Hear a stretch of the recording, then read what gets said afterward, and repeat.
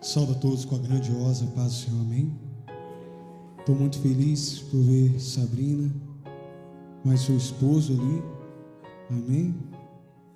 Glória a Deus, estou muito feliz por estar aqui conosco, nossa querida igreja, com seu amado, glória a Deus, Israel, glória a Deus, nossa irmã, aleluias, glória a Deus. Estou louvo a Deus pela vida de vocês dois, glória a Deus, e Deus vem estar abençoando a vida de vocês e dando a direção certa. A palavra de hoje, eu quero dizer de uma forma muito prática e fácil, que venha chegar ao teu conhecimento muito rápido, amém? E o tema da mensagem é o Evangelho a partir de Cristo.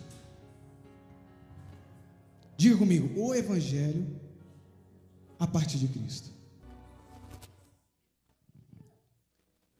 Quando o Senhor Deus, Ele entrega seu Filho ali na cruz, se dá o início agora ao clímax da Bíblia, mais ou menos parecido como o Big Bang. Foi o clímax da Bíblia. Quando o Senhor Jesus veio à terra, veio agora o Filho de Deus, veio o Filho do Pai. Quando nós vemos Jesus Cristo vir à terra, nós vimos agora o Todo-Poderoso Deus encarnado em forma de homem. E o Evangelho e a palavra vêm agora a sofrer uma grande mudança, porque os judeus, com sua mente arcaica, com sua mente voltada para os estudos da época, vem agora trazendo uma mensagem diferente. Ele vem agora para desconstruir a mente que estava acorrentada, entrelaçada, que estava voltada às coisas que outrora foi a lei de Moisés e não a lei de Deus. Porque a lei de Deus, Jesus veio para cumpri-la. Jesus veio para cumprir toda a lei. Quando em Gálatas diz assim que a lei não pode ser abolida, mas a lei, ela vem para cumprir, para dar início ao cumprimento da promessa. E esse início da promessa se chama Jesus Cristo. Esse início da promessa se chama Jesus Cristo. Esse clímax que chama Jesus e veio à terra, esse mudou todo o curso do evangelho que era pregado. Mudou todo o curso da palavra que era assim ensinada. Mudou todo o curso que eles pensavam que era para ser. E vem agora trazer para nós um evangelho que traz para nós, os gentios, uma luz de esperança. Abra sua Bíblia comigo em Gálatas 3. Aleluias. Glória a Deus, aleluias. Glória a Deus.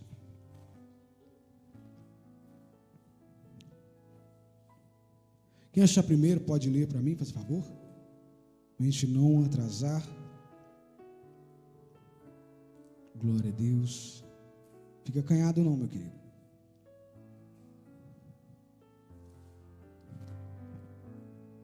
Gálatas 3 diz assim, 17, que diz, Gálatas 3:17 diz: mas digo isso, que tendo sido testamento anteriormente confirmado por Deus, a lei que veio há 430 anos depois, não o invalida, de forma a abolir a promessa.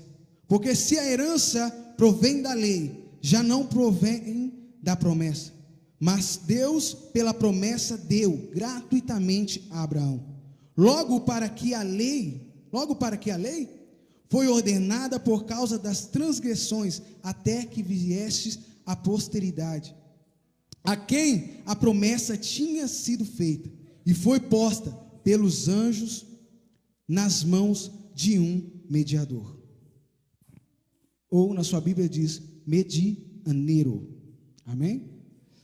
Quando a palavra diz isso, ela quer dizer para você, Jesus veio para nos dar essa esperança. Aí os judeus lá pensavam, com todos os judeus, mas se Jesus veio para trazer a graça, por que precisamos da lei? Paulo diz, precisamos tanto da lei, que a lei é o cumprimento da promessa. Precisamos tanto da promessa, que a promessa é cumprimento da lei. Eles não entenderam esse detalhe muito simples. Tudo que Jesus fez foi para cumprir a lei, foi para trazer a nossos entendimentos que outrora o pensamento que eles tinham era de matar uns aos outros, era de saquear, era de fazer coisas erradas. A lei veio para trazer o quê? Uma constituição. A lei foi para trazer uma constituição a uma nação, para constituir um povo, para constituir uma nação. E para a continuação tem que ter lei. O Brasil tem uma constituição, e se você pisar um pé fora da constituição, você está fora, você está indo transgredindo a lei. Aleluia. Mas isso é somente a introdução da palavra de hoje, para que você entenda qual é este evangelho que nós pregamos, qual é o evangelho a partir de Cristo que nós andamos, qual é o evangelho de Cristo que nós devemos fazer. Gálatas 2:10, do 12 em diante, tem uma certa discussão, porque Pedro estava agora sentado à mesa dos gentios, mas quando chega Tiago, que Tiago era conhecido muito pelos escribas, pelos sacerdotes, pelos fariseus da época, Pedro agora sai da mesa dos gentios, e vai agora estar com a mesa que tem agora os judeus que estão ali com a circuncisão, temendo ele a circuncisão. Meu querido e meu amado, Paulo agora diz para ele: Pedro, por que você faz tal coisa? Por que você faz tal delito? Sentando à mesa dos gentios e depois sentando à mesa dos judeus. Será que a palavra que Jesus deu para você não foi satisfatória? E muitas das vezes nós, no dia de hoje, a palavra de Deus não nos satisfaz da forma que deveria ser satisfeita, do jeito que tinha que satisfazer a nós, e procuramos outras maneiras, procuramos outros jeitos, mas a palavra é uma só.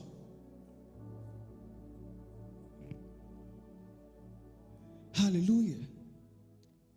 Paulo estava agora numa mudança de mente até dos próprios apóstolos e dos pré-judeus convertidos, que pensavam que a circuncisão era um problema, mas na verdade ele via na circuncisão, na incircuncisão, a solução do problema, porque ele via a palavra de Deus vida pelo Abraão, que Abraão, antes de se circuncidar, antes de ele estar no processo de circuncisão, ele já foi imputado como justiça.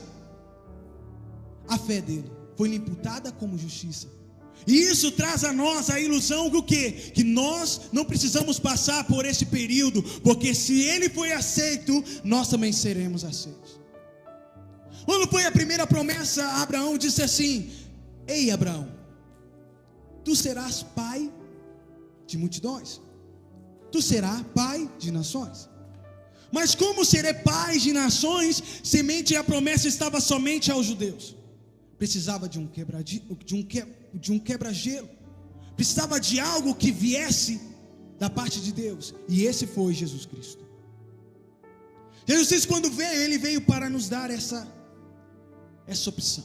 E Paulo, ele vê essa claramente, que você e eu somos aceitos nesse novo evangelho. Esse novo evangelho de Cristo foi dado para mim e para você. E nós, como os filhos de Abraão, temos que mostrar que somos dignos de vivermos, de vivermos, e temos que viver de um modo justo. Temos que viver de uma forma íntegra, para sermos dignos do sacrifício de Cristo. E eu quero fazer uma pergunta para ti hoje: o que temos feito com o Evangelho? O que temos feito com o Evangelho que foi nos dado através de Cristo? O que o Evangelho representa para você? O Evangelho de Cristo está dentro de nós. E o que nós temos feito com esse Evangelho? Nós temos ouvido a palavra de Deus atenciosamente, ou temos deixado que a palavra do Senhor venha e vai da mesma forma? Será que nós temos sido como os judeus que não eram praticantes da Torá? Ou nós somos novos convertidos como Paulo, que aceitamos a vida de Cristo?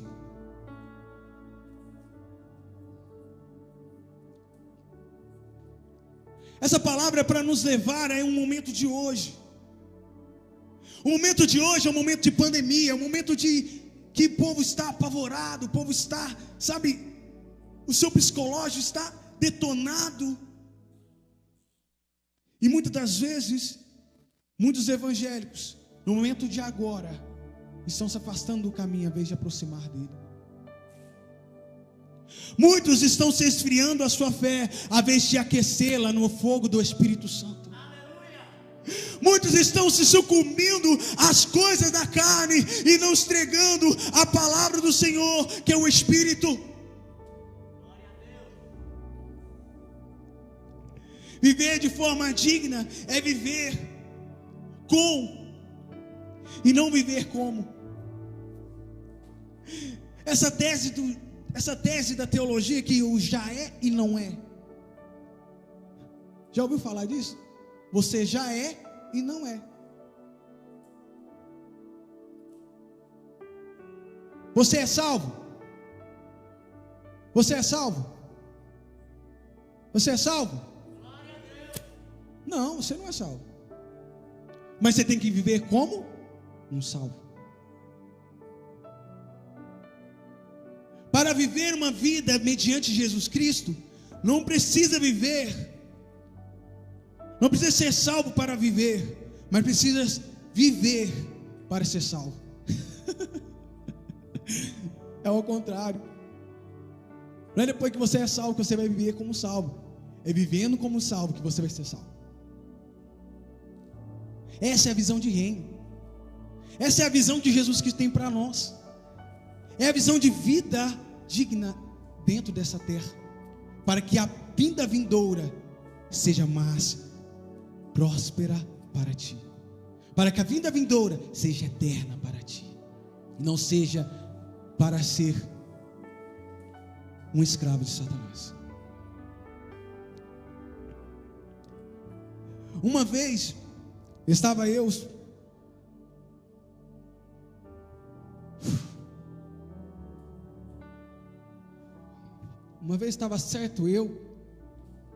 e eu estava conversando com meu pai. E eu falei com ele: pai, mas por que eu não mudo? Pai, por que eu sou assim? Pai, o que eu tenho que fazer para mudar? Essas palavras foi que mudou a minha vida. Porque ser filho de pastor não quer dizer que você é convertido.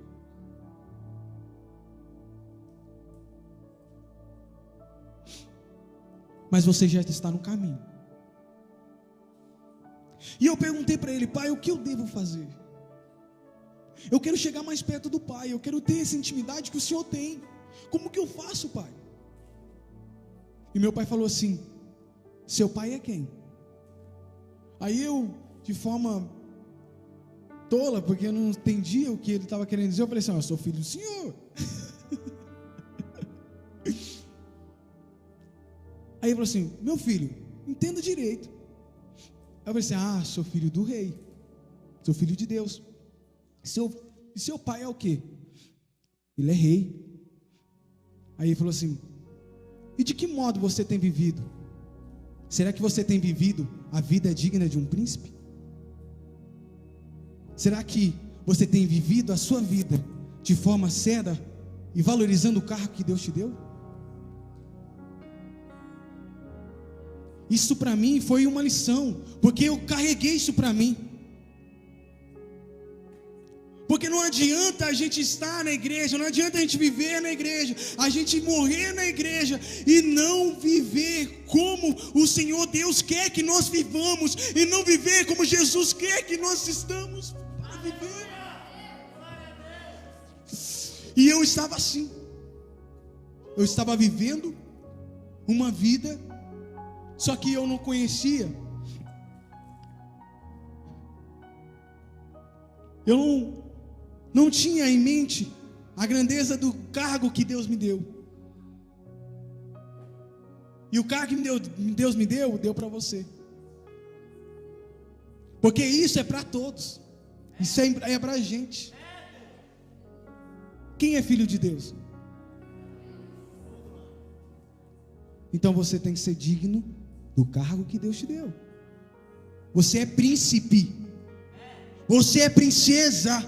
Você é escolhido do Senhor, e para nós sermos dignos do cargo que Jesus nos deu, nós temos que viver de forma íntegra, temos que viver de forma justa, para que a justiça de Deus seja dada para nós de livre e espontânea vontade da parte do Pai.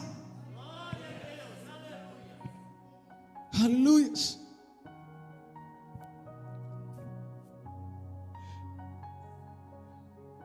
Oh, aleluia. Eu quero que você feche seus olhos agora. E agora faça uma reflexão. Como você tem vivido? Como você tem distribuído o cargo que Deus te deu? Deus te deu um cargo forte. Deus te deu uma missão para destronar Satanás. Deus te deu uma missão nessa terra para derrotar os principados. Deus te deu uma missão nessa terra para ser uma referência no meio dos seus. Deus te deu uma missão. Deus te deu uma missão para ser uma pessoa influenciadora e não ser influenciado. Você é uma pessoa poderosa nas mãos do Senhor. Como você tem vivido? Aleluia. Glória a Deus. Paulo nos apresenta, pode abrir seus olhos, amém? Paulo nos apresenta 3 conceitos: lei, graça e tribunal. Lei, a mente arcaica,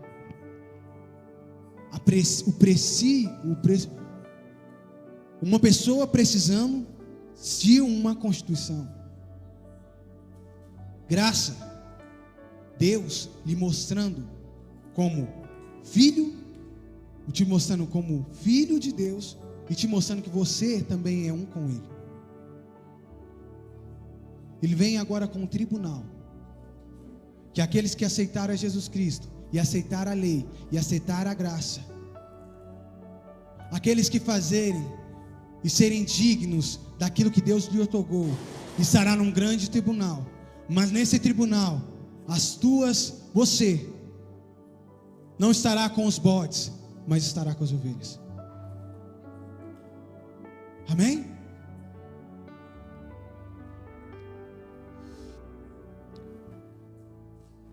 Muitos homens hoje têm feito diferença na nossa nação.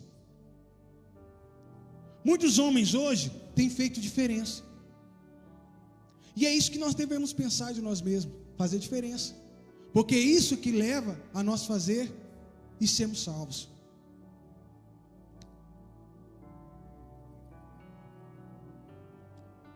Você precisa ser liberto das coisas que te amarram.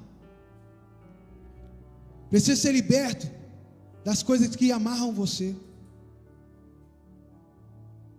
Diga: eu preciso ser liberto Diga, eu preciso ser liberto. Todos nós precisamos da libertação. Romanos 8 diz assim: portanto, nenhuma condenação há para aqueles que estão em Cristo Jesus. Seja liberto. Seja liberto pelo nome de Jesus. Você não é escravo de Satanás. Você é filho de Deus vivo. Você é príncipe e princesa do Senhor. Mas qual é o modo que nós devemos ser libertos? Pelo poder da palavra de Jesus. Jesus disse o quê? Que punharão a mão sobre os enfermos e eles serão curados. Colocarão as mãos sobre as pessoas que estão com encosto, porque não pode falar mais endemoniado, e eles serão libertos. Viva a vida de Cristo. Viva a vida que Deus tem para você. Desprenda das informações que o mundo lhe dá e seja a informação que o mundo precisa. Diga assim: eu preciso ser a informação que o mundo precisa. Nesses tempos de hoje, estão vivendo uma pandemia, estão todo mundo falando do corona. O povo está ficando doido, tem gente jogando na frente de caminhão, tem gente jogando na frente de carro. Mas essa informação não nos convém. Essa informação não convém a mim, não convém a você. Porque a informação que nós precisamos levar é uma informação contrária à que o mundo lhe dá. Porque o que o mundo lhe dá não lhe oferece nada, mas que Cristo lhe oferece é a cura, é a salvação, é a libertação. Deus lhe oferece muito mais que o mundo tem. E muitas das vezes nós, como cristãos, e dou glórias a Deus por ter esse povo aqui, porque mostra que você não se rendeu ao mundo, mostra que você não se rendeu à amedronta do mundo, mostra que você quer ser informação para o mundo.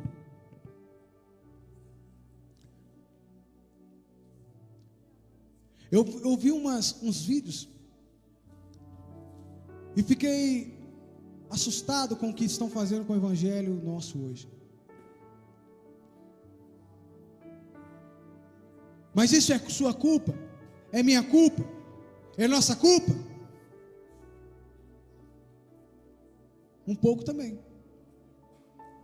Daniel, quando estava ali no jejum, e quando ele fez a oração, ele não fez uma oração somente para ele fez uma oração para o povo. Porque se ele estava orando, era orando pelo pecado que o povo. E Deus veio e trouxe o quê? A resposta. E quando nós começarmos a orar pelas nações, pela humanidade, e não somente pelas nossas transgressões, seremos curados. Porque a palavra de Deus diz assim: amai-vos uns aos outros, suportai-vos uns aos outros. Amar não é fácil, porque amar inclui suportar, e suportar só quem ama.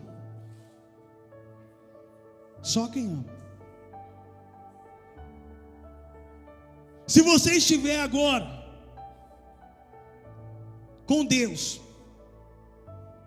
Ele vai te dizer a verdade. E o ser humano, o que ele não aguenta é a verdade. A vida com Deus será totalmente de plena verdade, porque Ele é a verdade. Lembra-se quando você estava com Cristo, no seu primeiro amor, você foi batizado, o Espírito Santo desceu sobre você, você queria pular, você queria se lançar, você queria falar de Jesus para todo mundo, você queria fazer tudo na mesma hora, tudo no mesmo momento. Se tivesse um congresso, você era o primeiro. Se tivesse um curso, você era o primeiro. Se tivesse alguma coisa para fazer na igreja, você era o primeiro. Se era para lavar a igreja, você era o primeiro. E muitas vezes nós deixamos morrer esse amor. E aí que está o perigo. E aí é onde que mora o perigo. Porque Jesus, ele vem sim. Ele vem sim. Ele está a portas. Ele está a portas. Não tem uma porta só. São várias. Ele está a portas. Ele está a portas.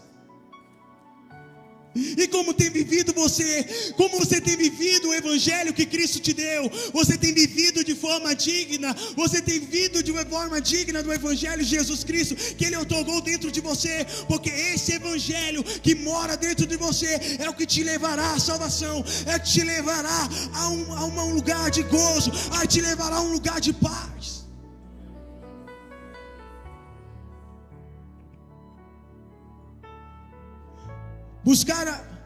Ele vem buscar a noiva. Mas como é que é uma noiva? Como vai ser você como noiva de Cristo? Me desculpe os homens, viu, gente? Mas na palavra de Jesus, nós somos noivos. Como você vai ser essa noiva para Jesus? Já se perguntou como você está diante de Jesus? Será que você é essa noiva apaixonada por Jesus? Será que você é essa noiva ansiosa por Jesus?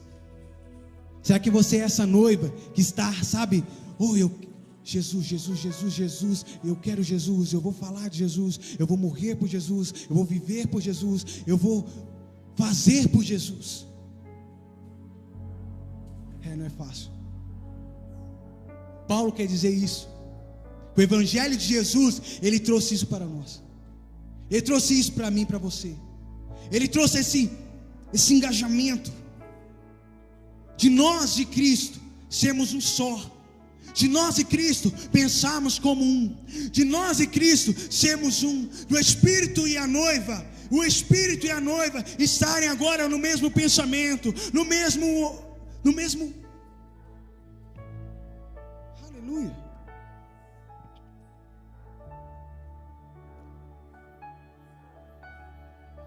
Quantos querem ser a noiva de Cristo? Diga, eu quero ser a noiva. Agora, eu quero ser, diga,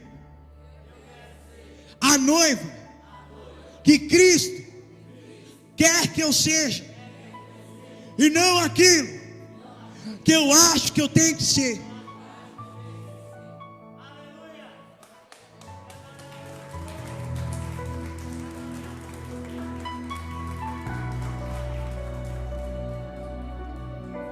Nós vemos hoje no mundo evangélico pastores discutindo com outros pastores através de YouTube, e isso é feio para o evangelho. Nós vemos hoje cantores sucumbindo às vontades da carne.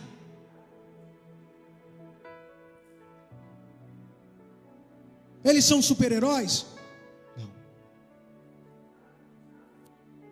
São mulheres maravilhas? Não. Que a palavra em Romanos diz assim, 3:23: todos pecaram e todos estão destituídos da glória de Deus. Mas eles têm uma responsabilidade, e a responsabilidade deles é essa: ser digno do cargo que Deus te deu. Nós valorizamos o cargo que Deus nos deu, nós valorizamos o nome que Deus nos dá. Missionária Priscila, ela tem que valorizar esse nome. Aonde ela tem que passar, o povo tem que olhar assim: ó, essa é a missionária Priscila, mulher de Deus. Aonde o missionário Bruno tem que passar, ele tem que olhar e falar assim: esse é o missionário Bruno, homem de Deus. Aonde o presbítero Leco passar, eles têm que olhar assim e falar assim: presbítero Leco, homem de Deus. Aonde eles virem você andar pelas ruas, eles têm que olhar para você e dizer: vocês são mulheres e homens de Deus. A questão do cargo não é maior e nem menor. O que te faz ser é o que você vive com Deus. Porque quando você vive com Deus, é Deus que vê e não é os homens. Quando você vive com Deus, Ele olha para você e fala: esse é íntimo meu, e Ele vai abrir as portas. Quando Ele olha para você e vê: essa mulher vive comigo nas madrugadas, essa mulher, eu vou derramar sobre ela bênçãos. Diga para você mesmo: eu quero. Diga: eu quero ser a noiva de Cristo. Eu acho que essa palavra está muito longe do nosso evangelho, né? Noiva. No passado mais recente, não é tão longe também, se falava mais noiva, mais constantemente. Essa palavra até foi esquecida. Mas essa palavra noiva, significa que eu e você somos um em Cristo. E que as igrejas que estão aí falar de Jesus, somos um em Cristo. E que nós somos mediadores de Deus. Somos aqui intermédios de Cristo aqui nessa terra para levar o verdadeiro evangelho. Agradeço a oportunidade em nome de Jesus, amém?